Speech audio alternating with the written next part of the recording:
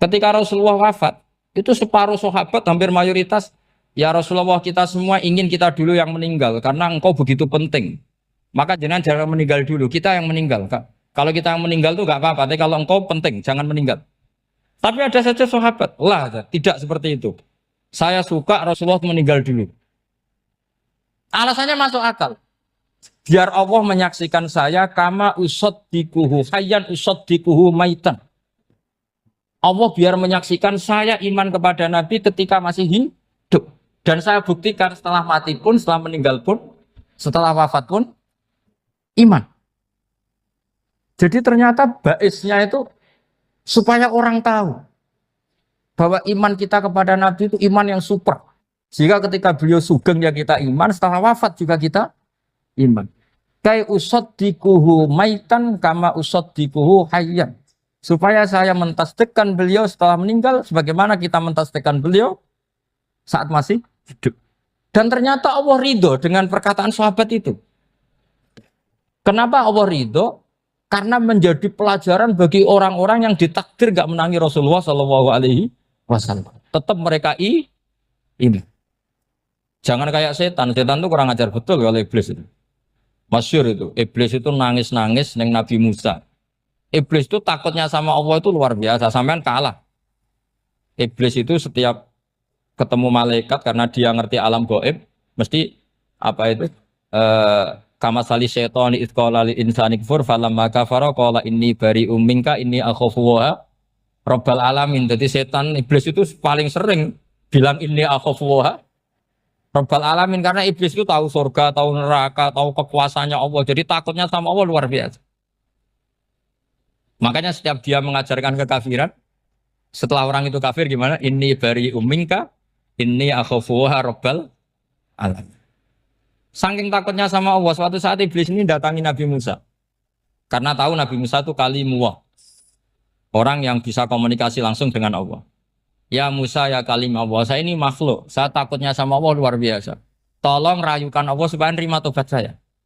Karena dirayu terus lama-lama Nabi Musa bilang, oke, tak rayukan Allah. Sama Allah. Karena Musa kekasihnya, ya Allah iblis punya ingin tobat. Tolong dikasih hak tobat. Kata Allah, oke. Dia bisa tobat. Asal mau sujud di makamnya Nabi Adam. Karena kesalahannya dia gak mau sujud sama Nabi. Semenang Nabi Musa karena ada cara untuk iblis menjadi tobat. Dikasih tahu sama Nabi Musa. Alhamdulillah kamu diterima tobatnya. Syaratnya apa? Sujud ke kuburannya Nabi Adam. Wah iblis ya tahu aslinya terus. Asjuduhu maitan wa qatla asjuduhu hayyan. Oh zaman urip aku ora gelem, mbok nek wis mati. Oh dasar setan itu. Zaman urip aku ora gelem wis mati mbok kon sujud. Kumat maksudnya terus ya sudah terus sampai sekarang akhirnya. Kalau sekarang sudah tidak mungkin lagi karena nggak ada Nabi Musa. Jadi ijtihadnya sahabat melihat wafatnya Rasulullah itu beda-beda dan ternyata semuanya diridhoni Allah. Karena ternyata yang suka Nabi wafat dulu adalah ingin supaya umat Islam tetap mencintai beliau. Iman sama beliau, tasdik sama beliau. Sebagaimana tasdik zaman sugeng. Makanya kita harus mencintai guru-guru kita. Uhibbuhu maitan kama uhibbuhu hayyan. Saya sampai sekarang itu ya merasa Mbah Mun itu tidak meninggal. Saya masih merasa kalau bapak saya tidak meninggal. Karena kita mencintai beliau-beliau ketika hidup dan ketika wafat itu sah. Karena beliau-beliau sama kita juga seperti itu. Rasulullah itu ketika mendekati wafat, ya bahasa halusnya intaqala ila rafiqil a'la. Itu Nabi kalau ngedikan tuh rileks sekali. Hayati khairun lakum wa wafati khairun lakum. Cong aku nak uripku ya apik. Engko nak aku wis kapundhut ya apik. Fa amma hayati fali asunna lakum as-sunan. Sebagian riwayat fa innakum tuhadditsuna anni wa uhadditsu ankum. Kalau saya masih hidup, saya bisa mengajarkan kamu sunnah, mengajarkan kamu tradisi-tradisi yang benar. Dan ketika aku mati, ketika aku sudah wafat, maka saya jejer Allah, kata Nabi. Saya berdampingan dengan Allah, maksudnya dekat Allah. Tentu bila kaifin walan hisab. Terus sudah fa'inna amalakum, amal-amal kamu diperlihatkan ke saya. Berhubung saya sudah dekat Allah, kalau amal kamu baik, saya muji Allah. Kalau amal kamu buruk, saya langsung mintakan ampun kepada Allah. Jadi Nabi rileks sekali. Artinya saya hidup bagus karena bisa ngajarkan kamu as-sunan wa syara'i'. Kalau saya wafat karena saya dekat Allah. Kalau kamu baik, saya muji Allah. Kalau kamu buruk, saya mintakan ampun kepada guru-guru kita juga seperti itu. Justru setelah wafat, beliau-beliau punya kesempatan dekat sama Allah, dekat sama Al-Malail A'la sehingga mendoakan apa? Nah terus kata Sayyid Muhammad, wala taqulu lima yuqtalu fi sabilillahi amwat. Kamu jangan pernah berkeyakinan atau berpendapat atau berkomentar kalau orang-orang yang mati fi sabilillah adalah berstatus apa? Mati, amwat. Kalah. Terus kata Sayyid Muhammad, hadza li amatis syuhada. Ketentuan ini bagi umumnya syuhada. Artinya gini, umumnya syuhada saja tidak berstatus amwat. Apalagi hadza Rasulullah, sayyidul syuhada, sayyidul anbiya, sayyidul mursalin. Tentu tidak pernah berstatus amwat. Ya saya ulang lagi ya, jadi zaman cara berpikir, amatus syuhada, syuhada yang umum saja berstatus hidup. Tidak boleh distatuskan amwat. Apalagi Rasulullah itu sayyidus syuhada, sayyidul anbiya. Maka status beliau pasti hayyun la yamut. Pasti beliau itu hidup tidak.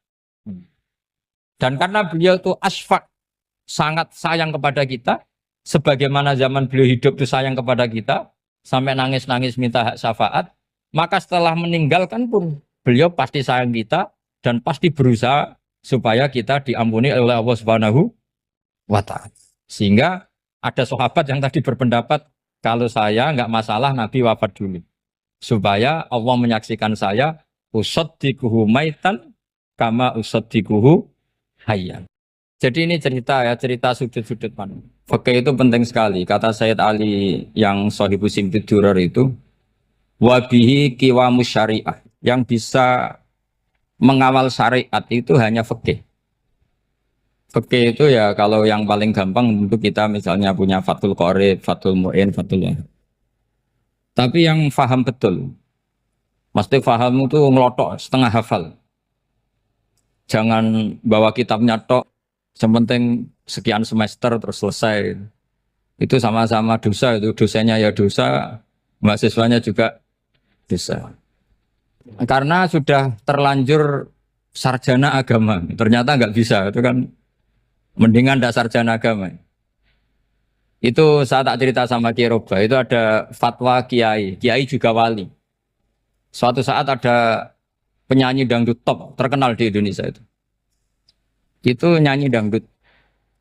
Ya penyanyi ya dai. Entah itu hakikat entah majas tidak tahu. Itu kiai itu fatwanya lucu. Kalau kamu datangi dia pas main dangdut masih saya beri izin. Tapi kalau datangi dia pas pengajian itu tak larang gitu. Kan santrinya jadi eskal. Ini pas pengajian dilarang, pas dangdutan kok malah dapat izin. Tapi bukan berarti halal ya, dapat izin. Dapat izin kan potensinya bisa karena dilarang lah ya tetap belerot. Terus suatu saat si santri ini setengah wali, tidak wali tapi setengah. Ya. Lama-lama itu memahami gurunya. Memahami gurunya ternyata sirinya begini. Kalau seorang penyanyi yang tidak pernah ngaji, kemudian ngomong agama, itu potensinya itu fadallu wa adallu, sesat dan menyesatkan. Tapi kalau dia sedang nyanyi dangdut, penyanyinya cowok, sama jangan bayangkan dangdut putri, enggak, itu cowok sudah tua lagi. Jadi potensi halalnya ada lah maksudnya untuk, tapi tidak alat musiknya, orangnya. Tapi kalau dia nyanyi itu paling dosanya hanya nyanyi. Saya ulang lagi, murid tadi akhirnya paham kalau datangi pengajian itu artinya ikrar kalau dia seorang dai atau seorang yang layak ngomong apa? Agama.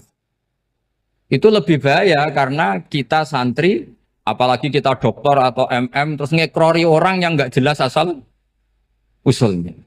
Tapi kalau nyanyi kan nyanyi saja. Sehingga itu menjadi fikih. Bahaya terbesar dalam fikih adalah apa? Mengkaji fikih tidak dari ahlinya. Ya saya ulang lagi ya, mengkaji fikih tidak dari apa? Ahli. Nah kenapa demikian? Begini, saya beri contoh. Ilmu fikih itu tentu pertama dari Rasulullah Shallallahu Alaihi Wasallam. Kemudian bersanad sampai kita atau kita sampai Rasulullah. Itu ngalami sekian ijtihad yang tidak mudah. Saya beri sekian contoh. Dulu Imam Syafi'i itu sukanya sama guru yang miskin, ya karena rata-rata santri juga miskin. Jadi mesti ngidolakan guru yang miskin, karena sesama miskinnya harus berkoalisi. Tapi akhirnya gurunya Imam Syafi'i itu miskin sekali. Namanya Muslim bin Khalid Az-Zanji itu miskin, Sufyan As-Tsauri miskin, Sufyan bin Uyainah miskin. Setelah ngaji di Medina itu Imam Malik itu kaya. Pas itu Imam Malik sudah kaya. Setiap ketemu Imam Syafi'i dikasih uang. Sampai ketika Imam Malik itu bilang, kamu sudah alim, ilmu saya sudah habis, kamu ngaji sama yang lain. Sama siapa? Kata Imam Malik, orang yang sealim saya sudah meninggal, namanya Abu Hanifah. Tapi dia punya murid, namanya Muhammad bin Hasan Asy-Syaibani, kamu ke sana. Terus Imam Malik datang ke Baqi. Dulu Baqi itu pasar rental, ya Grab lah kira-kira sekarang. Itu mengumumkan, siapa kafilah yang mau ke Irak? Kita ya Imam Malik, dibayari sama Imam Malik. Ini yang antar ke Irak, ke Muhammad bin Hasan Asy-Syaibani. Imam Malik mulai ngeper. Guru saya yang miskin tidak pernah nyangoni, guru-guru saya yang kaya sering nyangoni. Mulai memasalahkan kiai miskin, gitu. Kira-kira seperti itu mulai masalah. Setelah datang ke Irak, di Muhammad bin Hasan Asy-Syaibani itu si Muhammad bin Hasan Asy-Syaibani itu kalau ngitung uang itu di meja tamu. Jadi punya emas lantaan, punya uang. Kira-kira kalau Indonesia punya rupiah, punya dolar, dihitung itu di ruang tamu. Kata Imam Syafi'i, saya dengan Imam Malik saja nggak seret, ini lebih kedonyan lagi kiai. Ngitung uang itu di ruang tamu. Terus akhirnya si Muhammad bin Hasan Asy-Syaibani ini ahlul usul, dia pakar usul. Kamu heran sama saya? Iya, kiai kok kedonyan. Dia ngomong gitu. Tapi kata Muhammad bin Hasan Asy-Syaibani, kalau kiai tidak boleh kaya, itu tak kayak wong fasik. Ben gue demenan, gue mabuk. Oh jangan, nanti dipakai maksiat. Penjenengan mawon kersane digetoat. Berarti kiai oleh sugih, mun pun angsal-angsal. Semenjak itu jadi satu fikih bagi Imam Syafi'i. Ternyata kalau mengharamkan kiai sugih, berarti membolehkan yang fasik sugih. Kalau yang fasik sugih bisa dipakai i'anah alal maksiat. Semenjak itu mindset pikiran Imam Syafi'i rubah. Saking rubahnya sampai beliau berpendapat orang bisa beli Alphard, kok beli carry itu haram. Bisa jadi bupati kayak Pak Roba jadi RT haram. Soalnya gitu. Bisa keren Kak Gus Bak kok jadi orang pendengar haram. Pokoknya haram terus. Karena dalil beliau al-Islam ya'lu wala yula alaih. Coba sampean ridho misalnya jadi orang Gresik dipimpin orang yang enggak sholat, ridho enggak? Enggak. Atau sholat tapi enggak bisa ngaji, ridho enggak? Ketika yang bisa ngaji berpotensi jadi buba, terus keterusan. Karena Imam Syafi'i keterusan, ya umatnya keterusan. Akhirnya orang-orang Syafi'i itu politikus rata-rata. Ya, makanya sampean jangan kaget sama Baruba. Kakak saya wakil bupati ini. Putranya Mbah Mun ada yang wakil apa? Gubernur. Dulu Gus Wahid ya menteri agama. Itu asal usul dari perubahan fikih, mindset, cara berpikir Imam Syafi'i. Jadi dulu itu fikih ditemukan itu jelimet, ada perdebatan. Itu tidak hanya pada level ulama, pada level Nabi pun ada perdebatan. Jadi jangan kira Nabi itu tidak debat, ya debat. Nabi itu asal seangkatan itu mesti debat, termasuk debat dengan malaikat. Jadi kalau perlu ya debat sama apa? Karena malaikat itu kan lugu itu gak iso mikir. Karena kalau malaikat iso mikir bisa jadi rektor. Nanti kasihan Pak Salam ini. Malaikat gak boleh jadi rektor. Malaikat Israel itu gak tahu etika. Jadi beliau ketika mau membunuh, mencabut nyawanya Ibrahim datang, ya Ibrahim saya ini disuruh nyabut nyawa kamu. Kata Ibrahim, wah kamu itu pasti salah. Kamu tahu saya siapa? Saya ini Khalilur Rahman, kekasih Allah. Masa kekasih membunuh yang dikasih? Ini enggak benar, logika itu enggak benar. Pasti kamu salah. Karena Israel itu tidak bisa debat. Ketika ditanya, hal ra'aita khalilan yumitu khalilah. Masa kekasih membunuh yang dikasih? Saya ini Khalilur Rahman. Masa Allah mencintai saya kemudian membunuh saya, itu logika enggak benar. Tidak keliru, kamu itu keliru. Israel akhirnya terbang lagi. Ya Allah, katanya logika saya ini salah. Karena masa kekasih membunuh yang dikasih. Karena Israel nggak pernah sekolah, nggak pernah sekolah. Nggak bisa dia jawab. Akhirnya diajarin Allah. Dah kamu bilang gini ke Ibrahim. Hal ra'aita khalilan yakrahu ayyalqa khalila. Masa kekasih tidak siap ketemu yang dikasih. Dibalik logikanya. Akhirnya datang lagi ke Israel. Kata Allah begini. Masa jenengan kekasihnya tidak siap ketemu yang kau kasih. Oh ya ya oke mati gak apa-apa. Jadi ilmu itu ngalamin perdebatan. Jadi saya datang murni karena Kiai Mas Buhin, bukan karena MC. Itu dosa besar kalau saya datang karena MC. Karena saya punya kewajiban yang lebih besar. Jadi yang bisa mengalahkan adalah a'dzama minhu, yang super besar kira-kira. Karena jelas ada riwayat inna min abaril birri silatar rajuli ahla wuddi abi. Ya, inna min abaril birri silatar rajul ahla wuddi abi. Di antara kebaikan yang sangat baik adalah seseorang menyambung teman bapaknya. Padahal sampean kan nggak mungkin teman bapak saya. Teman saya aja nggak mungkin nggak level apalagi bapak saya kan. Jadi malah mohal itu. Saya berkali-kali cerita di mana-mana cerita, fikih itu harus dievaluasi. Karena ini masalah furu'iyah. Saya berkali-kali cerita di mana-mana cerita. Hukum berteman orang fasik gimana? Pasti orang jawab haram karena takut ketularan orang fasik. Tapi kalau dibalik, hukumnya bina orang fasik gimana? Ya baik, umatnya Nabi. Bisa bina kalau berteman. Kamu bisa bina orang fasik tanpa berteman? Gak bisa. Jadi kalau dibalik, hukum berteman orang fasik gimana? Haram. Hukumnya bina orang fasik? Baik. Bisa bina kalau berteman. Berarti berteman orang fasik? Ya terus nanti pada level lapangan sih gampang. Kalau yang soleh membina yang fasik dan yang fasik ketularan yang soleh, maka ternyata kalau yang soleh ketularan fasik ya berarti ternyata buruk. Tapi kan hukum masa nunggu kenyataan kan jadi nggak hukum. Di mana-mana hukum itu kan ada asumsi karena ini masalah ijtihad. Nah itu yang dilakukan para ulama kita. Jadi sampean harus mengkaji fikih secara detail karena tidak hanya kita yang khilaf. Nabi-nabi juga khilaf dalam menentukan dakwah ilallah. Wali-wali kita kayak Abdul Hasan Asyadili sama Sayyid Abdul Al-Haddad itu juga. Imam Ghazali ya khilaf. Imam Suyuti itu kalau ketemu Al-Qastolani itu saling tidak nanya, saking nggak cocoknya. Masyhur itu. Jadi ulama ora cocok. Bedanya nak saiki perkara partai. Kalau orang dulu enggak. Karena pakai asumsi. Pakai asumsi karena memang susah. Enggak misalnya memang tak bedai, tak beri yang di enggak misalnya ada orang rukuk kemudian kentut. Itu sholatnya batal apa enggak? Enggak, jawab saja. Enggak, orang sholat kemudian pas rukuk kentut atau kelihatan auratnya, sholatnya batal apa enggak? Batal. Itu keliru nih sampai ini salah dosennya mesti itu. Pertanyaannya gini, yang dikatakan sholat itu kan aqwalun wa af'alun muftatahatun bitakbir muftatamatun bitaslim. Lalu ketika sampai ruku apa sudah namanya sholat sehingga kamu katakan batal? Namanya sholat aja belum kok sudah kamu katakan batal gitu.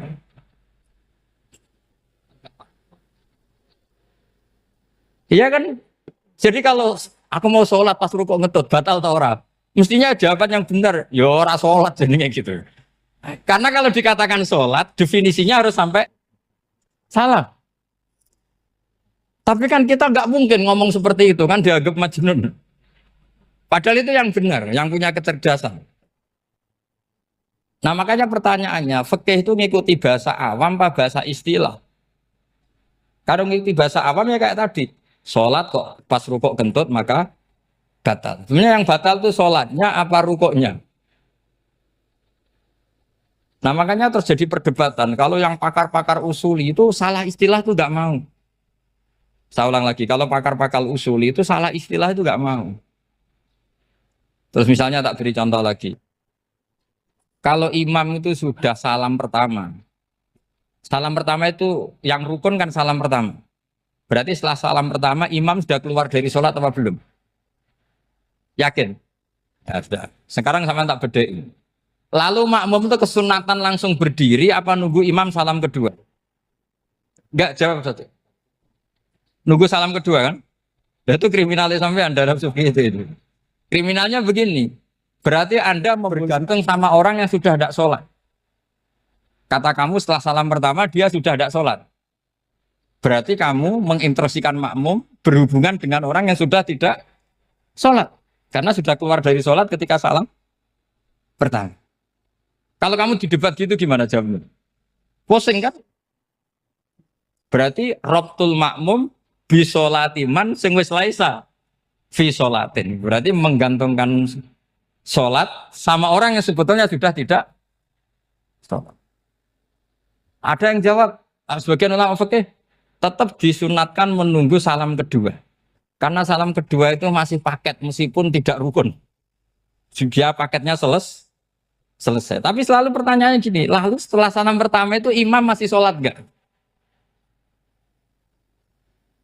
Sudah sama berani jawab tuh? Nah ini pentingnya bodoh, gak mikir sebenarnya. Jadi makanya bodoh itu barokah karena gak mikir. Jadi soalnya Rabbana ma khalaqta hadza apa? Batila. Sing bodoh ya barokah, sing pinter ya barokah. Sera barokah maksiat. Serana barokah plus. Jadi ilmu itu harus mengalami satu gesekan karena logika itu bisa dibalik. Nah karena ilmu itu mengalami satu gesekan, satu logika yang bisa kayak iya kayak enggak. Sehingga jargon di dunia ijtihad itu begini. Ra'yuna shawabun yahtamilul khata' wa ra'yuka khata'un yahtamilus shawab. Pendapat saya benar tapi mungkin salah. Tapi pendapat kamu taruhannya salah dulu tapi ya mungkin benar. Jadi mustahid kalau kata mustahid itu lucu. Ngomongnya itu ra'yuna shawabun yahtamilul khata'. Pendapat saya tarifnya benar dulu tapi ya mungkin salah. Kalau pendapat kamu salah tapi ya mungkin benar atau mungkin bisa salah ya tidak tahu pokoknya mungkin benar. Nah kenapa demikian? Begini, di luar masalah tauhid, saya ulang lagi di luar masalah tauhid, itu tentu ada masalah-masalah yang sifatnya ijtihadiyah. Ya saya ulang lagi, yang sifatnya apa? Ijtihadiyah. Dan ijtihadiyah ini nggak pernah selesai karena muqtadul hal, konteks kesejarahan maupun konteks kesempatan itu tidak sama. Dulu kiai-kiai itu ngaramkan dasi, ngaramkan celana karena yang celananan yang dasinan itu penjajah. Sehingga mantas sabah biqaumin bahwa apa? Minhu. Tapi lama-lama kiai-kiai itu ya pakai dasi, pakai celana. Ya karena dianggap sudah tidak mantas sabah biqaumin bahwa apa? Minhu. Ini ngalami pergeseran. Semua istihad itu ngalami pergeseran. Lalu pertanyaannya begini, lalu istihad apa Gus yang permanen? Yang permanen ya istihad dengan alatut istihad apa? Istihad. Saya beri contoh misalnya begini. Nabi Musa itu yang ngalami istihad. Kata beliau karena kangen Allah, itu ingin melihat Allah karena kangen. Rabbi arini anzur ilai. Qala lan tarani walakin anzur ilal jabal. Ya sudah namanya orang kangen ya ingin melihat. Ya sudah gitu aja. Sehingga ahli ilmu kalam itu berdebat.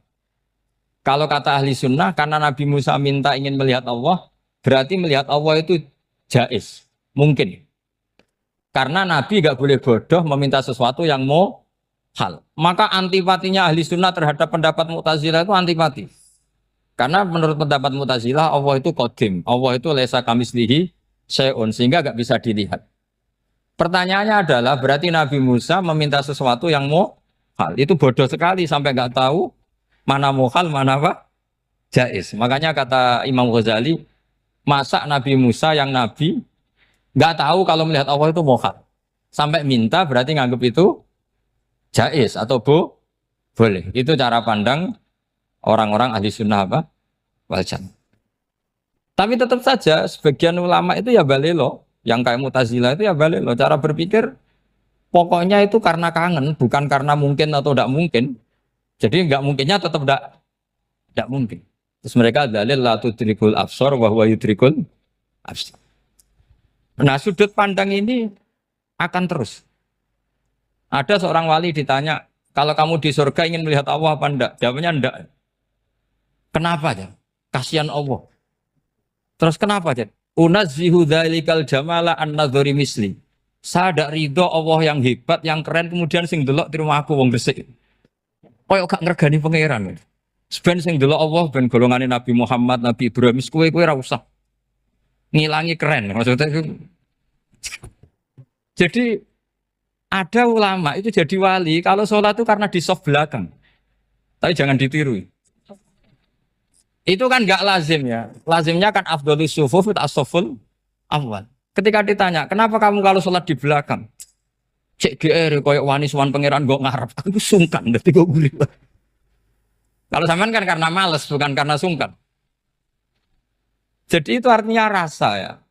Makanya nggak bisa, nggak ada ijtihad itu tidak mungkin karena perasaannya orang itu beda-beda. Itu Sayyid Abdul Al-Haddad itu kalau ngendikan masyhur. Man da'a li dzalimin bil baqa faqad ahabba yusawwa fi ardi.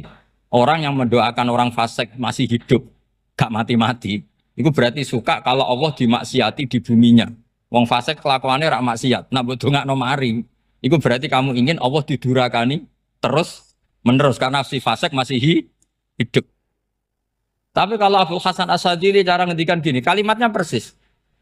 Man ahabba alla yusawwahu fi ardi faqad ahabba alla tadhara maghfiratuh. Orang yang ingin dunia ini steril gak ada maksiat, maka sama saja berkeinginan tidak melihat luasnya maghfirahnya Allah. Sama-sama wali besar. Tapi cara pandang hubungannya dengan Allah seperti itu. Jadi mau tidak mau, istihad itu mau tidak mau. Makanya tidak usah dipertentangkan misalnya cara berpakaian, cara apa. Yang penting sesuai aturan Islam ya sudah. Karena ini urusan rasa. Urusan apa? Rasa. Itu Syekh Hasan Basri itu sering jagongan sama Robiah Hadawiyah. Itu secara fikih salah. Tapi pas itu ulama fikih ditanya, kenapa Anda tidak komentar terhadap dua wali besar yang sering ketemu? Andai kan semua santri seperti itu akan saya halalkan, Gatot. Karena nggak mungkin punya nafsu. Sehingga fikih dulu memang masih asli. Kamu lihat di takrib misalnya, lelaki melihat perempuan itu nggak boleh kecuali sekian alasan. Termasuk boleh itu li taklim karena mengajar atau lil muamalah. Lah ini yang mulai masalah. Ada warung kopi, penjaganya cantik. Santri-santri ngopi. Ini lil muamalah katanya. Kan kasus ini. Mau disalahkan pada takbirnya, mau dibenarkan ini jelas fasik kan, jelas fasik. Jelas fasik. Maksudnya sudah fasik sebelum itu ditambah itu, jadi fasiknya permanen. Nah pertanyaannya adalah, kalau kamu ngajar mbak-mbak, kemudian hafal yang cantik yang enggak, itu taklim lin nazar apa nazar li taklim? Itu taklim apa modus? Makanya kalau ngopi cari bakul yang cantik, itu muamalah untuk nazar apa nazar untuk muamalah? Loh kalau saya ngopi dengan kirobah pasti halal. Karena begini, berjalan saja, bareng capek, nggak tahu itu warungnya siapa, terus berhenti ngopi. Kebetulan bakulnya cantik. Nah itu mungkin halal, karena kan saya tidak milih-milih. Ingin ngopi kebetulan bakulnya cantik. Kalau kamu kan nggak apal daftarnya. Wah itu mesti haram itu, mesti haram itu. Karena berarti kan kamu menjadikan ngopi ini modus.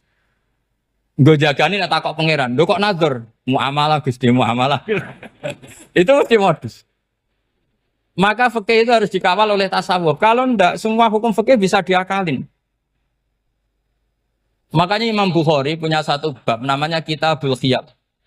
Bab mengkhilaf fikih. Beliau itu antinya sama Abu Hanifah itu luar biasa. Nggak ada ulama dibenci Imam Bukhari kayak Abu Hanifah. Masyhur itu. Untungnya beliau nggak menangi Abu Hanifah. Kalau menangi geger terus ini. Bisa bahsul masail terus. Itu Abu Hanifah itu ulama yang suka khilaf. Khilaf itu merekayasa hukum. Misalnya begini. Saya ini puasa agak lemes. Ujian agak lemes. Apalagi kiai serapati di duit santri beling-beling lemes ini. Apa mangan itu kan, poso-poso kok mangan kan gak keren. Supaya saya bisa makan dan halal, saya bisa ngajak kiai robai ya jalan-jalan. Jalan-jalan nyari yang jarak 2 marhalah, Ya sudah, terus bisa makan. Kalau ditanya Allah kok makan musafir. Jadi bolehkah insya safar menciptakan pergi demi untuk supaya boleh iftar? Boleh enggak cara jenengan? Enggak boleh, alasannya apa? Kan pergi. Perginya juga enggak maksiat. Itu khilaf. Tapi Sayyid Muhammad, Abu Ya Sayyid Muhammad, Muhammad bin Alawi, Sayyid Muhammad, itu membela Abu Hanifah. Artinya membela jangan semua khilaf itu diharamkan. Karena itu cara, saya ulang lagi, karena itu cara untuk mengawal bahwa hukum Allah itu luas. Karena kalau nggak ada khilaf itu ya kita kesulitan. Kita kesulitan. Misalnya begini, ini penjelasannya, makanya kita harus sering mendengar. Saya itu dulu masih sangat fikih itu protes, kenapa ada puluhan polisi wanita? Itu kan pekerjaan cowok ya, pekerjaan pria. Tapi setelah mendapat penjelasan dari polisi itu alasannya masuk akal, Gus. Kadang-kadang orang nakal itu menyembunyikan narkoba itu di alat wanitanya. Itu kalau semua lelaki polisi kayak jenengan itu kan masalah itu. Sehingga memang harus ada polisi wanita karena sebagian pengedar narkoba itu perempuan dan menyembunyikannya di tempat itu. Kalau semua polisi cowok kan nggak kebayang. Sehingga kita akhirnya mendengar membolehkan polisi itu wanita. Ada wilayah yang harus wanita. Begitu juga ada pertanyaan, kenapa sih dokter kandungan itu cowok? Saya punya banyak santri yang muhibin saya itu dokter kandungan. Tak tanya, kamu itu kok cowok kok jadi dokter kandungan? Kan pekerjaannya seperti itu. Dia jawabnya lucu. Dari 10 yang tes jadi dokter kandungan, itu yang cewek itu lulus 2. Yang cowok lulus semua. Karena ketika cewek dites melihat ketuban pecah darah itu langsung pingsan. Sehingga yang secara psikologi dablek itu kan memang lelaki. Jadi roh wongnya sewakit santai. Kadang nggak lahir-lahir cinta ini nang jopo rokokan santai. Itu kalau cewek yang jadi dokter kandungan itu nunggu jam 11, jam 4 sudah pingsan. Nah ini cerita, bukan berarti saya menghalalkan, enggak. Kita harus mendengar, saya ulang lagi, kita harus apa? Dan itu setelah mendengar, itu nanti jadi disiplin ilmu, yaitu namanya fikih. Karena ilmu fikih itu sebetulnya gampang. Sampai kalau ngaji i'anah, itu kelihatan fikih itu gampang, karena ada logika yang terbangun.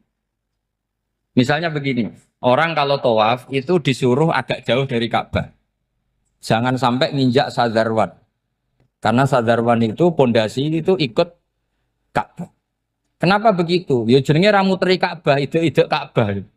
Jadi sebenarnya sederhana logikanya. Sing jenenge muter itu di luar itu kita muter. Nah kalau nginjak pondasinya namanya gak muteri Ka'bah tapi ide-ide Ka'bah. Ya jadi sederhana sebetulnya ya masuk akal. Jadi fikih itu nggak ada yang iskal, sebetulnya masuk akal. Tapi karena kita nekuni itu tidak serius, maka terus jadi paradok. Saya beri contoh lagi, ini sebagai penghormatan saya sama Kiai Mas Bukin, karena ini sudah namanya fakih. Kalau ada ayam jago ditabrak truk, terus kejet-kejet, andai kan dibiarkan pun mesti mati. Karena gerakannya sudah harokatul masbuh. Terus kamu sembelih, itu halal apa enggak? Enggak jawab, ayam jago loh. Kalau kamu katakan halal, dia sudah tidak punya hayatun mustaqirroh, kehidupan yang permanen. Andai kan kamu biarkan pun 1 menit lagi meninggal. Kejet-kejet kan prosedur saja. Maksudnya pantasnya mati ya kejet-kejet sih, tapi sebetulnya sudah pasti mati. Maka ini ada 2 ulama. Kalau kata Imam Malik tetap namanya halal. Karena ruhnya masih di situ, sehingga ketika kita nyembelih, ya nyembelih hewan yang hidup. Yang namanya nyembelih itu pokoknya mematikan yang punya roh. Sementara saat itu rohnya masih di situ. Meskipun 1 menit lagi pasti. Tapi kalau mazhab Syafi'i enggak, ini sudah harokatul masbuh. Tidak punya hayatun mustaqir. Sehingga dalam perdebatan ulama fikih itu lucu. Kadang ya gampang-gampang mangkel no. Misalnya begini. Kalau ada anak lahir tidak ada amaratul hayat, nggak nangis, nggak bernafas, sunat disolati apa enggak? Siktun itu, siktun sing layas tahillu walayas langsung lahir langsung mati, nggak ada amaratul hayat. Rata mikir tuh. Itu tidak wajib disolati. Alasannya, ya kan memang sholat alal mayit kan tidak pernah hidup. Di mana-mana mayit itu setelah hidup mati. Ini kan tidak pernah hidup. Namanya ya kit atau lahmen, ya potongan daging itu aja. Enggak. Jadi kadang fikih diwaca tenan jebule mangkelno.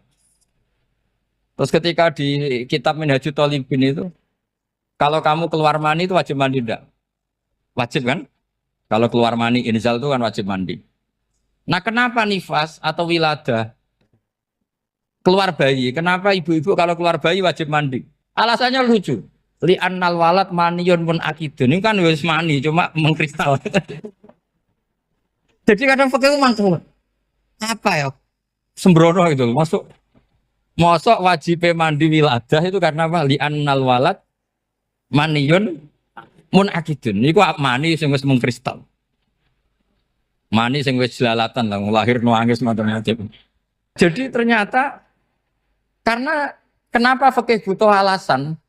Nyari hadis tentang keluar anak mandi itu nggak ada yang sorry. Yang ada adalah tentang inzal. Innamal ma' minal. Akhirnya dicari-cari. Ternyata walad itu maniyun menakit. Nah ini problem fikih. Sampean harus siap dengan pelajaran seperti